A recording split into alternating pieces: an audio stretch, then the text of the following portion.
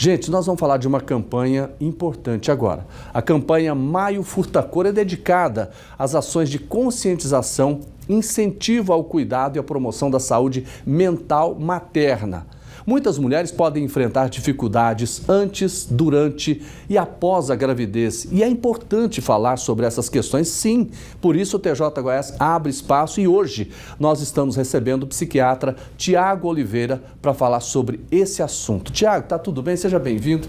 Muito obrigado. Boa tarde. Como é que é essa questão que a gente pode debater tão importante, né, que é a saúde mental materna? Sim, o período perinatal, né, tanto ali antes da gestação, parto e o puerpério, é um período de risco para a mulher de adoecimento psiquiátrico. Então, é uma situação que traz mudanças ali tanto na questão da configuração familiar, quanto mudanças do ponto de vista biológico, fisiológico e que leva impactos na saúde mental. Então é importante trazer a conscientização disso para que as pessoas busquem ajuda o mais rápido possível. E como é que a gente pode notar que isso está acontecendo com essa mãe? Sim, é claro que dentro tanto a gestação, o puerpério, alterações vão acontecer, mas a partir do momento em que alterações, tanto de mentais ou comportamentais, alterações de sono, de apetite, elas se tornarem um prejuízo significativo ou causa de um sofrimento significativo, elas precisam de uma avaliação especializada. E isso pode chegar, por exemplo, ao ponto da mãe rejeitar a criança? Sim, existem casos mais graves em que a rejeição pode estar associado a uma doença mental, a uma doença psiquiátrica, às vezes até uma doença psiquiátrica grave. Então, apesar de ser infrequente, não é muito frequente, mas você pode ter até quadros psicóticos em que você tem alteração do juízo crítico da realidade, mais que rejeição, pode correr até o risco de ter violência contra a criança. Então, são situações que a gente consegue evitar se a gente faz um diagnóstico precoce e uma intervenção adequada. E é exatamente isso que eu queria saber de você.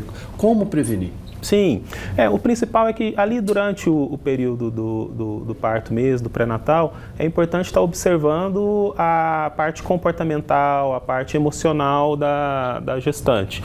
Então, se houver uma alteração significativa em relação ao padrão habitual, é importante que ela seja referenciada para avaliação. Por exemplo, quais são os sinais que ela começa a apresentar? Um comportamento diferente do habitual, irritabilidade mais do que habitual, pode ser tristeza, mas o que a gente vê com mais frequência são sintomas de ansiedade, de inquietação, preocupações.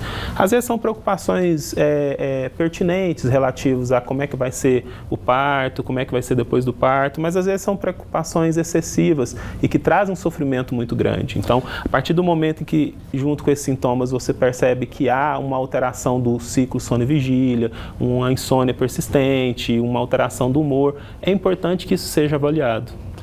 A pessoa percebendo isso, a família percebendo, qual é o caminho primeiro que ela deve fazer?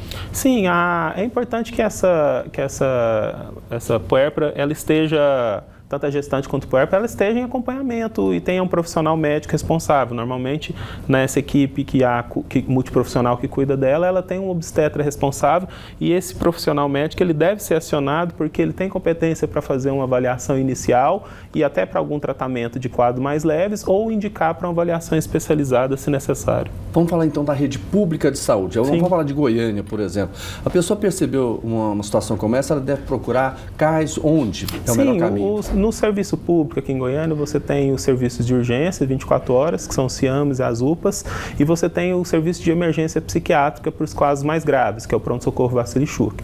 Todas essas unidades são de porta aberta para atendimento.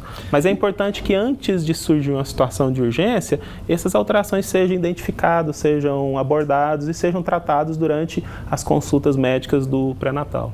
Tiago, e depois qual é o tratamento específico para isso? Sim, os tratamentos vai depender muito do diagnóstico, mas em geral, os quadros mais leves, eles podem ser abordados somente com psicoterapia, sem necessidade de outro tratamento específico. Mudanças de estilo de vida e esse suporte psicoterápico pode ser suficiente. Nos casos moderados e moderados a graves, a associação de medicações que possam ser usadas pela gestante e no período de amamentação. Esse problema é muito comum, Tiago, ou não? Não, ele não é incomum. Ele não é incomum. Na verdade, assim, alterações mais leves são bastante frequentes. Cerca de 1/3 ou até metade das gestantes vão experimentar alguma alteração. Mas na maioria das vezes essas alterações vão ser leves, sem um prejuízo muito grave. Mas é importante estar atento para aqueles sintomas mais acentuados, para que possa ter um diagnóstico adequado, o mais rápido possível, e evitar o agravamento.